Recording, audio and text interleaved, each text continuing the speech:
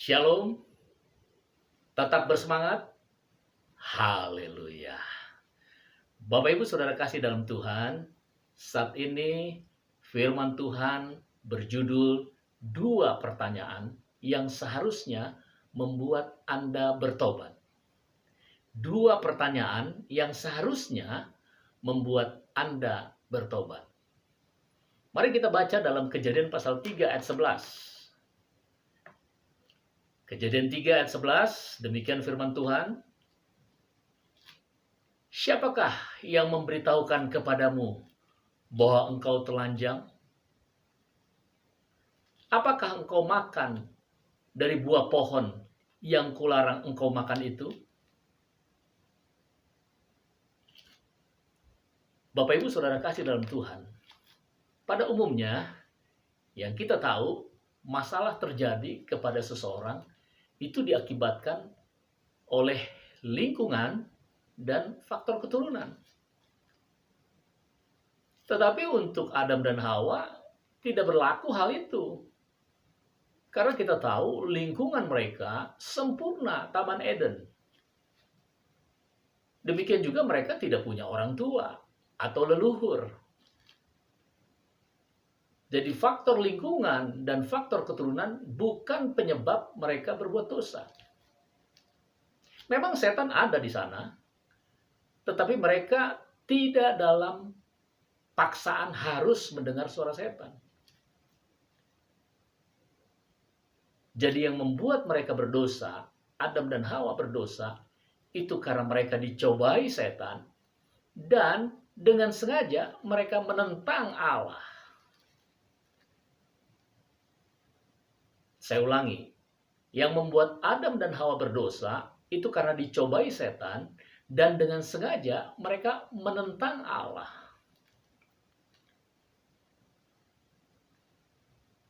Ketika Allah bertanya kepada mereka dalam Kejadian 3 ayat 9, "Di manakah engkau?" Mereka ketakutan mendengar suara itu. Lalu Allah bertanya kepada mereka dua pertanyaan. Nah, sesuai tema yang sudah saya sebutkan, dua pertanyaan yang seharusnya membuat Anda bertobat, kita akan pelajari lewat peristiwa ini. Pertanyaan yang pertama, yang perlu kita ketahui saat ini. Siapakah yang mengatakan bahwa engkau telanjang? Atau siapakah yang memberitahumu bahwa engkau berdosa? Ini yang pertama. Pertanyaan pertama. Siapakah yang memberitahukan kepadamu bahwa engkau telanjang? Atau siapakah yang memberitahumu bahwa engkau berdosa? Bapak Ibu Saudara kasih dalam Tuhan, mungkin saudara akan bertanya dan berkata kepada saya belum pernah mendengar pertanyaan seperti ini. Dengarkan penjelasan saya baik-baik. Yang pertama, bukan ular yang memberitahu kepada mereka, kepada Adam dan Hawa, bahwa mereka telanjang. Ular tidak pernah, atau si setan tidak pernah memberitahu seseorang bahwa orang itu berdosa. Tidak pernah. Setan tidak akan melakukan hal itu. Setan adalah pribadi yang akan mengatakan kepada manusia bahwa engkau hidup cukup baik. Setan adalah pribadi yang akan mengatakan engkau tidak dalam bahaya. Tuhan tidak akan menghukummu karena tidak ada penghakiman. Bapak Ibu Saudara kasih dalam Tuhan, setan, si ular tua yang disebut iblis, bapa pembohong, penipu yang menyesatkan dunia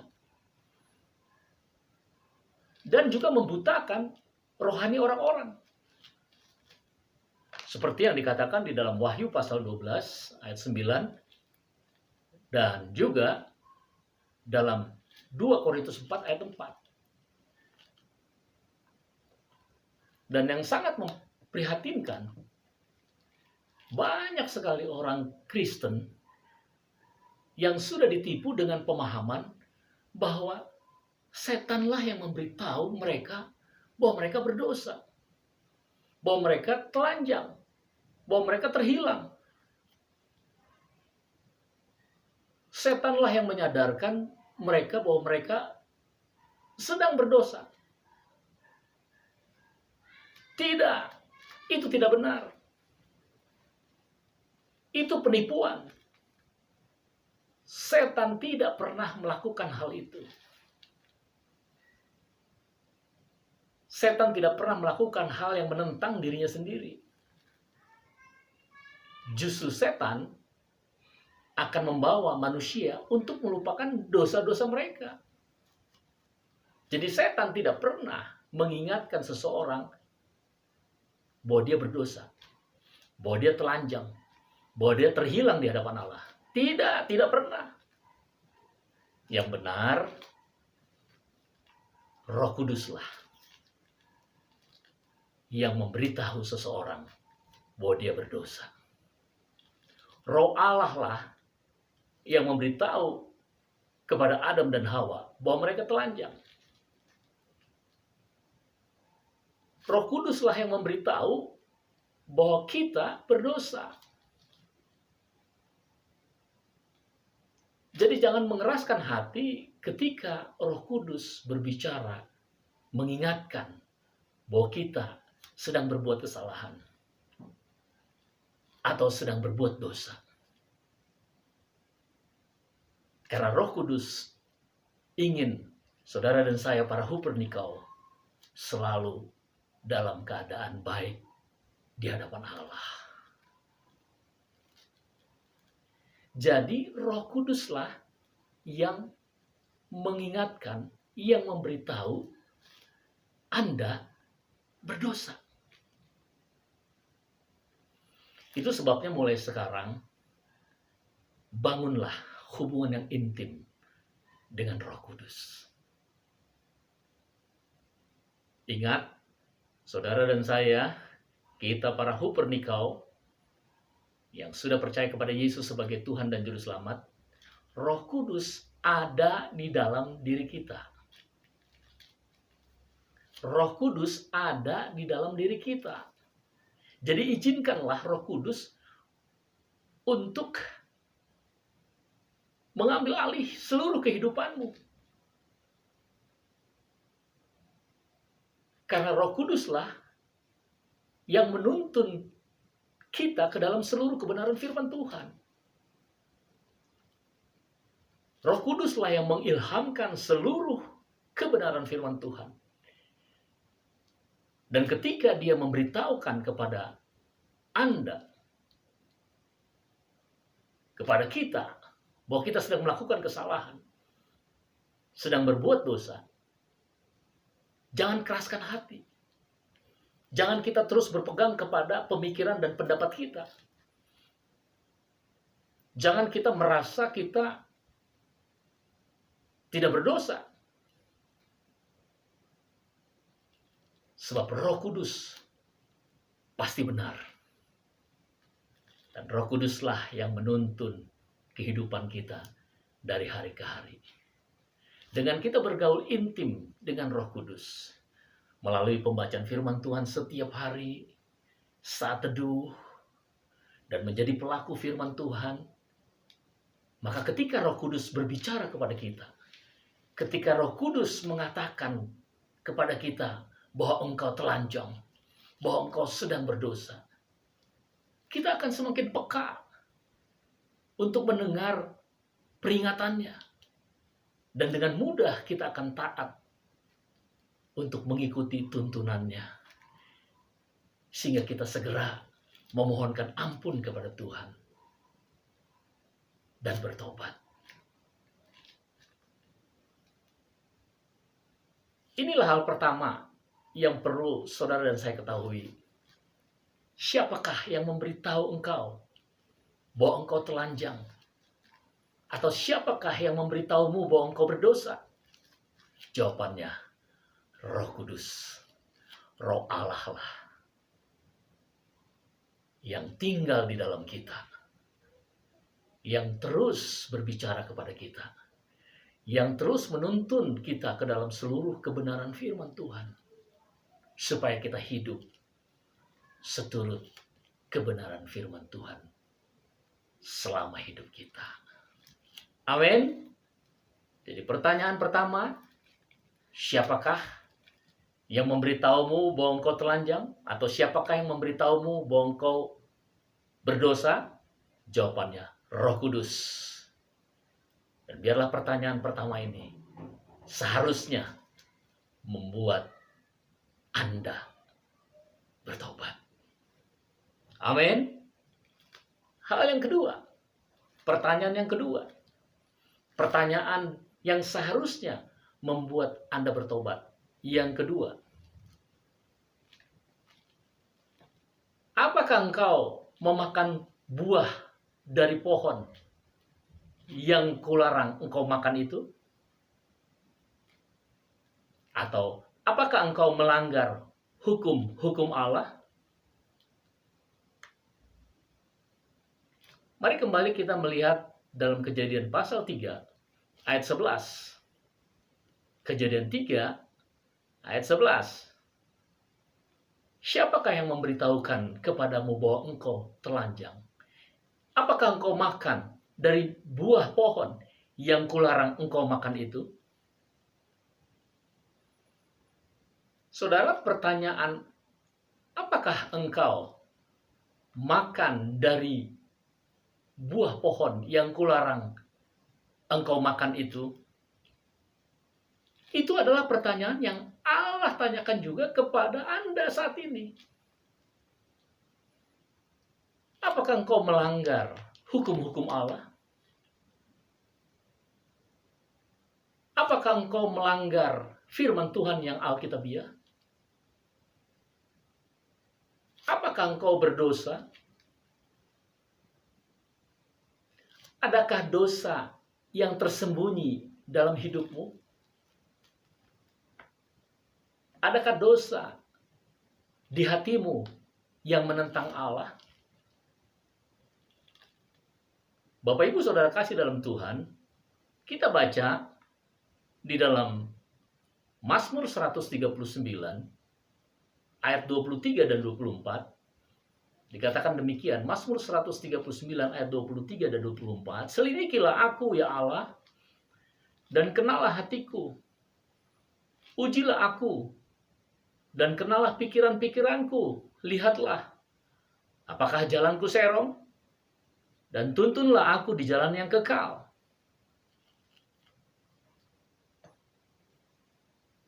Ketika Allah bertanya, apakah engkau makan dari buah pohon yang kularang engkau makan itu?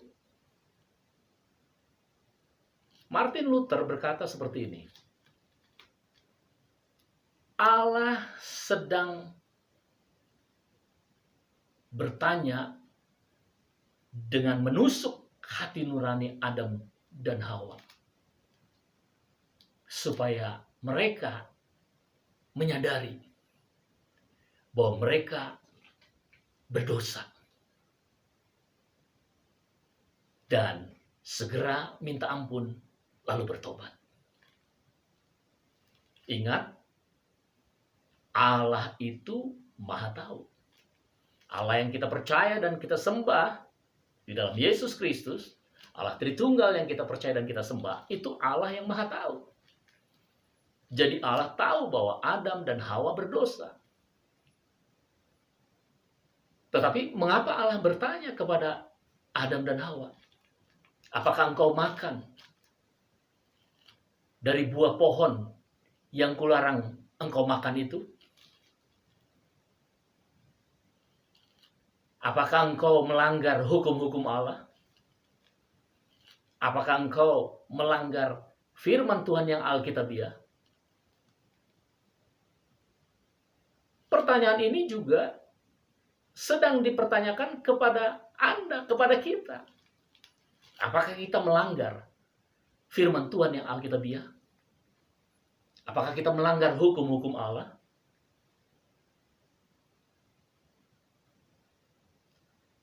Dr. Matthew Henry mengatakan, ketika Adam dan Hawa memakan buah terlarang, mereka sedang menentang Allah, melawan keadilan dan kuasa Allah. Mereka berpikir bahwa mereka tidak bersalah. Bahkan mereka membenarkan diri mereka sendiri, lalu menyalahkan orang lain. Ketika Allah bertanya kepada Adam dan Hawa tidak mengakui kesalahannya. Justru membenarkan diri sendiri dan menyalahkan orang lain.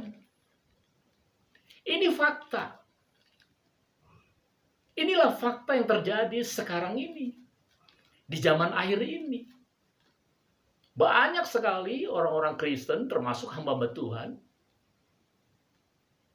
ketika Roh Kudus berbicara, ketika Allah berkata, apakah engkau melanggar firman Tuhan yang alkitabiah? Apakah engkau melanggar hukum-hukum Allah? Mereka bukan menyadari dan minta ampun kepada Tuhan, tetapi membenarkan diri sendiri. Bahkan menyalahkan orang lain. Ini sangat memprihatinkan, saudara. Banyak sekali contoh-contoh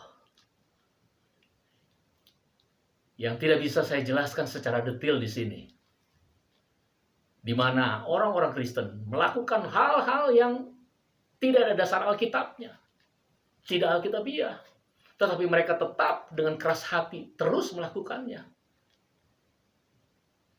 Bahkan ketika Allah berbicara kepadanya, Roh Kudus berbicara kepadanya,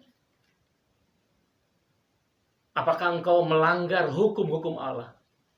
Apakah engkau melanggar firman Tuhan yang alkitabiah? Mereka bukan mengakuinya dan minta ampun, tapi mereka membenarkan diri sendiri, bahkan menyalahkan orang lain. Banyak sekali contohnya. Sekali lagi, saya tidak bisa menjelaskan secara detail di sini. Contohnya, hal-hal yang berhubungan dengan upacara gereja, etika Kristen, seperti dalam hal baptisan, pernikahan, kematian, dan lain sebagainya. Banyak sekali orang Kristen melakukan hal-hal yang tidak alkitabiah, yang tidak ada dasar Alkitabnya, tetapi mereka terus melakukannya, tetap mengeraskan hati. Mereka melakukan apa yang mereka pikir benar, yang mereka tahu bahwa mereka yang benar.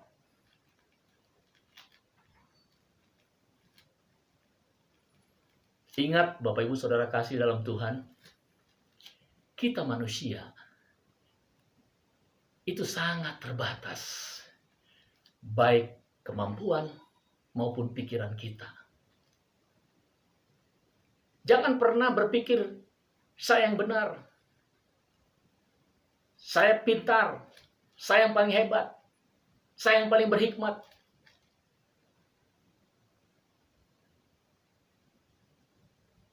Tuhan sudah mengingatkan kita dalam 1 Korintus 10 ayat 12. 1 Korintus 10 ayat 12.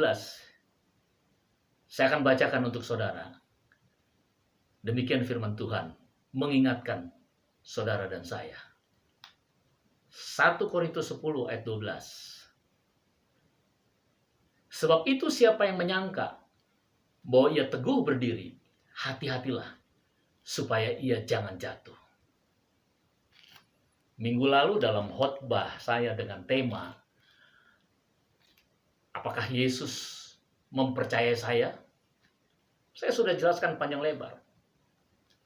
Kita sebagai para hupernikau, orang-orang yang percaya kepada Yesus sebagai Tuhan dan Juru Selamat, para pemenang total, seharusnya kita mengenal dan memelihara iman Alkitabiah yang benar. Dan berserah sepenuhnya kepada Roh Kudus yang menolong kita untuk melakukan semua itu. Jangan mengeraskan hati ketika Allah berkata kepada kita, apakah engkau memakan buah pohon dari yang kularang kau makan? Apakah engkau melanggar hukum-hukum Allah? Apakah engkau melanggar firman Tuhan yang Alkitabiah? Jangan keraskan hatimu. Firman Tuhan saat ini memang spesial untuk kita para Hupernikau, untuk supaya kita mengoreksi diri, mengoreksi kondisi rohani kita. Karena seringkali kita berpikir bahwa apa yang kita lakukan itu benar. Dan kita terus berkeras hati dengan melakukan apa yang kita mau. Sekalipun tidak ada dasar Alkitab. Tidak ada dasar-dasar firman Tuhannya. Ini salah. Ketika Allah berkata, apakah engkau melanggar hukum-hukum Allah? Apakah engkau melanggar firman Tuhan yang Alkitabiah? Seharusnya kita merendahkan hati, meminta Roh Kudus menuntun kita ke dalam seluruh kebenaran firman Tuhan, dan tidak mengeraskan hati lagi. Kita mau mengakui kesalahan kita, kita bertobat. Itu yang Tuhan kehendaki. Tetapi kenyataannya, fakta saat ini tidak seperti itu. Itu sebabnya tadi saya katakan, saya tidak bisa menjelaskan secara detail di sini. Banyak sekali orang-orang Kristen yang melakukan katanya firman Tuhan, tetapi bukan firman Tuhan. Dan mereka tetap mengeraskan hati untuk kepentingan dirinya sendiri. Mereka mengatakan itulah firman Tuhan. Padahal tidak ada dasar Alkitabnya.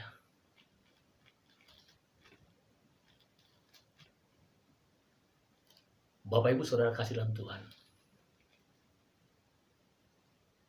Roh Kudus adalah pribadi Allah Tritunggal yang kita percaya, yang kita sembah. Dan Dia ada bersama kita. Dia yang menuntun kita ke dalam seluruh kebenaran firman Tuhan. Dengan dua pertanyaan yang sudah kita pelajari saat ini, seharusnya membuat kita bertobat. Pertanyaan pertama tadi, siapakah yang mengatakan kepadamu bahwa engkau telanjang? Atau siapakah yang mengatakan kepadamu bahwa engkau berdosa? Kita tahu sekarang, Roh Kuduslah yang mengatakan bahwa kita sedang berbuat kesalahan, kita berdosa. Dan biarlah dengan kerendahan hati, kita memohon ampun kepada Tuhan Yesus, supaya dosa-dosa kita diampuni. Kalau Martin Luther berkata, bertobatlah setiap hari. Benar, Luther benar. Karena selama kita masih hidup di dunia yang fana ini, kita masih bisa berbuat dosa. Dan ketika Roh Kudus berbicara kepada saudara, kita mohon ampun, kita bertobat. Dan pertanyaan yang kedua, ketika Allah berkata kepada kita, kepada Anda, apakah engkau memakan buah dari pohon yang kularang engkau makan itu? Apakah engkau melanggar hukum-hukum Allah? Apakah engkau melanggar firman Tuhan yang Alkitabiah? Jangan keraskan hatimu. Mohon tuntunan pimpinan Roh Kudus. Kau minta ampun. Bertobat. Ingat, Galatia 6 ayat 7. Jangan sesat. Allah tidak membiarkan dirinya dipermainkan. Karena apa yang ditabur orang, itu juga yang akan dituainya. Dosa harus dibayar. Pemberontakan kita kepada firman Tuhan harus dibayar. penghakiman akan datang.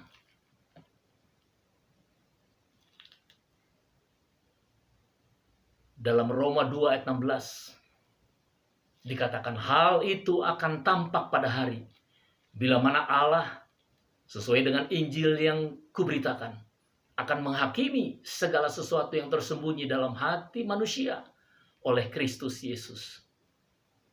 Tidak ada yang tersembunyi di hadapan Tuhan. Dosa yang tersembunyi dalam hidup kita, dosa pelanggaran terhadap firman Tuhan yang alkitabiah,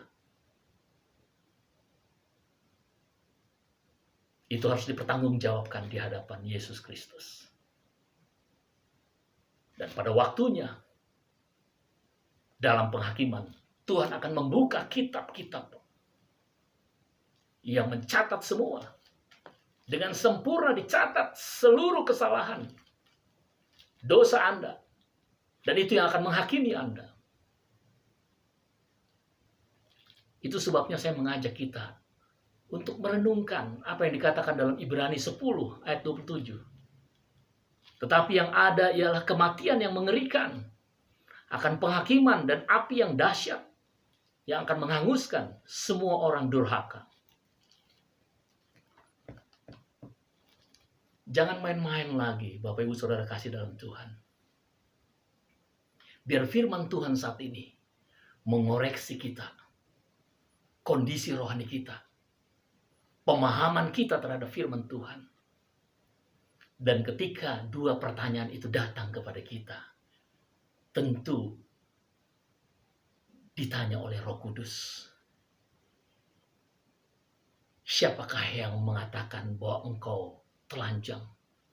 Siapakah yang mengatakan bahwa engkau berdosa?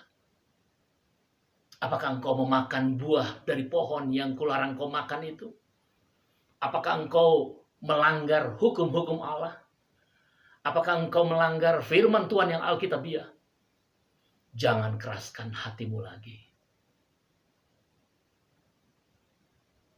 Hampiri Tuhan. Mohon tuntunan Roh Kudus. Minta ampun. Dan bertobat. Jangan kita melakukan hal-hal menurut pikiran dan pendapat kita. Atau pikiran dan pendapat manusia. Atau organisasi. Tapi tunduklah kepada firman Tuhan yang alkitabiah. Menurut kehendak Allah. Supaya kita tetap dalam anugerah keselamatan yang Dia sudah berikan kepada kita. Sehingga dalam hidup kita di dunia yang fana ini, kita akan tetap aman dalam pelukan Tuhan Yesus. Amin. Biarlah dua pertanyaan yang sudah kita pelajari ini seharusnya membuat Anda bertobat. Amin. Tuhan Yesus berkati. Mari kita berdoa. Bapa di surga, firman Tuhan kembali sudah hamba sampaikan. Biarlah Roh Kudus yang menjelaskan lebih dalam lagi ke dalam hati dan pikiran kami.